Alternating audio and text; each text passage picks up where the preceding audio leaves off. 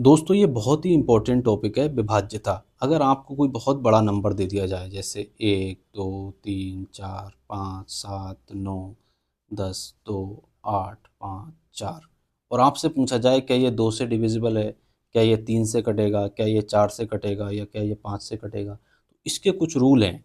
2 से कटने का रूल क्या है?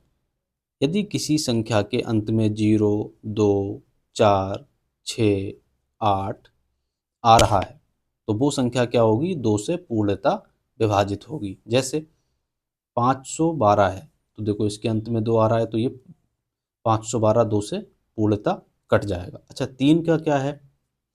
3 के लिए क्या है? जो सम ऑफ डिजिट है, जैसे कोई संख्या है, कोई भी हमने संख्या ले ली 135। 135 3 से कटेगी या नहीं कटेगी, इसके लिए क्या करना है? इसके जो अंक हैं 1 3 5, 1 प्लस 3 प्लस 5 इनको जोड़ दिया, 5 3 8 1 9। और हमने देखा क्या 9 3 से कट रहा है, देखो 9 3 से कट जाएगा, 3 तियाँ 9, यानी कि 135 3 से विभाजित हो जाएगी। 512 है, 3 2 1 3 और 5 8 8 है।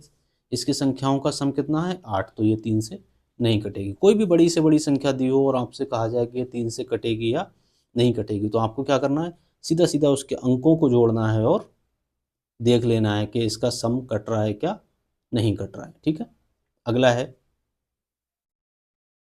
4 से डिविजिबिलिटी। देखो 512 है।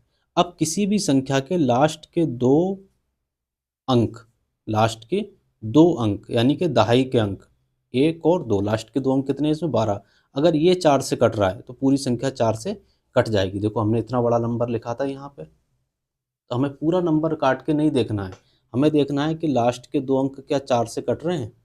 देखो 4 दूनी 8 और 4 एकम 4 कट जाएगा, तो यानी कि ये पूरी संख्या 4 से कट जाएगी, यानी कि हमें पूरी संख्या को अलग अलग देखने की ज़रूरत नहीं है। ठीक है, अगला है 5।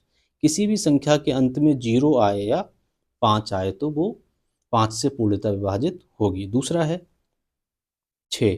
कोई भी संख्या 2 तथा 3 से विभाजित होगी तब वो 6 से भी विभाजित होगी। ठीक है, फिर है हमारा 7। 7 का थोड़ा ट्रिक है। जैसे कोई सवाल ले लिया हमने 203, 203 ले लिया। अब इसका इकाई का जो अंक है 3, इसको हमने क्या किया? दुगना किया। और जो हमारा बचा 20, 20 बचा, उसमें से इसको घटा दिया। जैसे दुगना किया 3 दूनी 6, उसमें से घटा दिया 14। अगर ये 7 से कट रहा है 7 से, तो यानी कि ये 203 भी 7 से कटेगा। ये ध्यान रखना है। जैसे ये संख्या है तो हमें इसको, देखो ये संख्या है, हमें 4 का दुगना करना है और बाकी में से घटा देना है। अगर ये कट जाएगा 7 से तो फिर पूरी संख्या 7 से कट जाएगी। ठीक है, अब है 8। 8 के लिए देखो 4 के लिए लास्ट 2 डिजिट कटनी चाहिए थी। अब 8 के लिए क्या है? लास्ट की 3 डिजिट, लास्ट के 3 अंक बोलो या 3 डिजिट बोलो।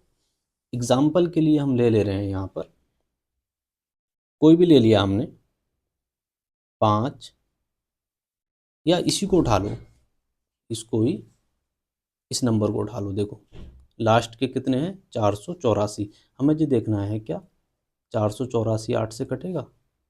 8 छक 48, 0 4 नहीं कटेगा, तो यानी कि ये संख्या 8 से नहीं कटेगी। तो बस यही ध्यान रखना है, यदि किसी संख्या के लास्ट के 3 अंक 8 से डिवाइड हो रहे हैं तो वो संख्या भी 8 से कट जाएगी। जैसे इसको हम लिख रहे हैं,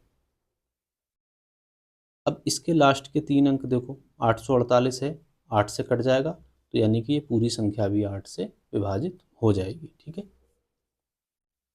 9 से विभाज्यता का नियम। कोई भी संख्या हमने ले ली 729। देखो 3 से विभाज्यता का नियम क्या था?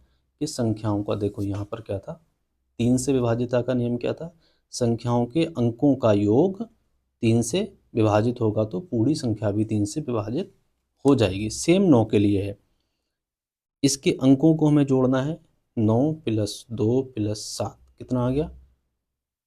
18। अगर ये 9 से कट रहा है 9 से, तो यानी कि 729 भी 9 से कट जाएगा। अब 10 का बहुत आसान है। 10 से कोई संख्या तभी कटेगी जब उसके अंत में 0 हो। ठीक है,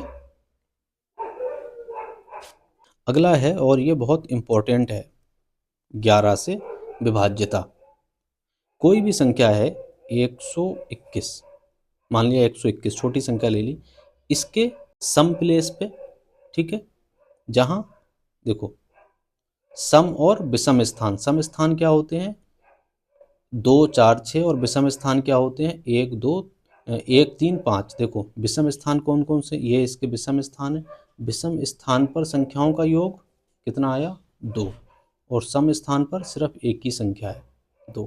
तो सम स्थान पर संख्याओं का योग माइनस विषम स्थान पर संख्याओं का योग, 2 माइनस 2, या तो ये 0 के बराबर हो या फिर ये 11 से पूर्णतः विभाजित हो जाए। दूसरा एग्जाम्पल लेते हैं जो अच्छे से समझ में आएगा। दूसरा एग्जाम्पल क्या है 274 835, ये है। अब यहाँ देखना है हमें विषम स्थान कौन कौन से। देखो ये विषम है, 1 3 तीसरे नंबर पर है, ये 5वें नंबर पर है, ये विषम है। इनको जोड़ दो, 2 प्लस 4 प्लस 3, तो ये 4 2 6 3 9 आएगा। अब सम स्थान वाला जोड़ दो, ये है ये है ये है, 7 प्लस 8 प्लस 5, 8 7 15 और 5 20। अब इनको घटा दो, 20 माइनस 9 बराबर 11। देखो 11 11 से कट रहा है, एक आ गया, यानी कि ये पूरी संख्या भी 11 से कटेगी। सम और विषम स्थान पर घटाने पर या तो 0 आए या फिर वो 11 से कटना चाहिए, ठीक है। ये बहुत इंपॉर्टेंट था, इसको ध्यान रखना है।